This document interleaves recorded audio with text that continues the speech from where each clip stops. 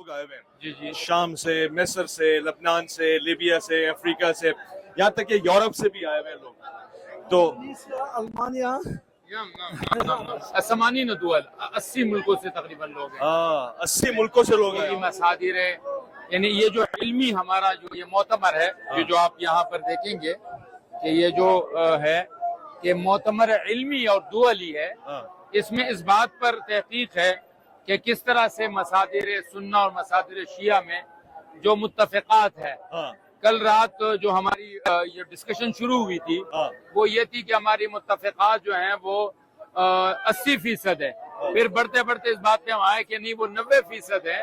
हमें उन मुत्तफ़िक़ात पे पहले उम्मत को जमा करना चाहिए और फिर जो थोड़े बहुत मुख्तलिफ़ात हैं उनको अपने चार दीवारी में रखकर उम्मत को एक होने का पैगाम देना चाहिए। माशाल्लाह माशाल्लाह, यानी हमारे मुश्तरकात ज्यादा है। जी जी जी, यानी 80 से 90%, यानी किसी का कौल था कि 80% है, किसी का कौल था 90% है। तो वो मुश्तरकात क्यों बयान नहीं होते हैं? और मुश्तरकात की वजह से हमारे माबेन जो एक दिलों की दूरियां हैं वो कुर्बत में क्यों नहीं बदल रही है? दुश्मन हमारा एक है, दुश्मन एक है। शेखना इस्मुहुल मिस्कीन लेकिन वो लैसा मिस्कीन, واقعي مسكينون ولكن اسمي المسكين نسبة إلى المسك. مسكا ما شاء الله، عندنا مسكين يقال لهذا.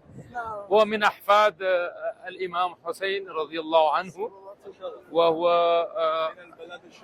من بلاد الشام، والشيخ وكذلك من شركاء المؤتمر، وكذلك هو الآن شاركنا وتفضلنا بزيارتهم وبلقائهم واستفدنا من علومهم ما شاء الله قدر ما يعرف من مصادر أهل السنة ما شاء الله. يعني أنا استغربت هذا الشيء أنه هو من علماء الشيعة لكن يعرف هو مصادر أهل السنة تماما ما شاء الله. بارك الله. نحن بسم الله الرحمن الرحيم نتشرف بمعرفتكم وجواركم في هذا المؤتمر والمهرجان الذي يربط الأمة بالقرآن من جهة ويحقق امتثال الآية الكريمة في القرآن الكريم: قل لا أسألكم عليه أجرا إلا المودة في القربى. فيجمع المسلمين جميعا امتثال هذا التكليف وهو مودة قرب رسول الله وسيدنا الحسين المظلوم الشهيد.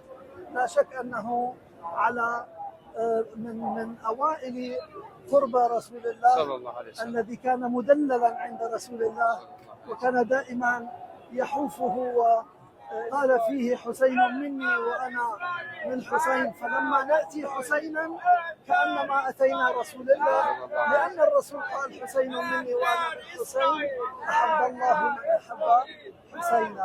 وفقكم الله إن شاء الله. शेख जो है वो इमाम हुसैन रज़ी अल्लाह ताला अन्हु के औलाद में से हैं और हुसैन रज़ी अल्लाह ताला अन्हु जो है वो हुजूर सल्लल्लाहु अलैहि वसल्लम के नवासे हैं जी, और ये हज़रत हुसैन रज़ी अल्लाह ताला अन्हु के औलाद में से हैं माशाल्लाह। तो ऐसे यहाँ इनसे मुलाकात और इनके उलूम से इस्तिफादा हमारे लिए बहुत खुशकिस्मती की बात है।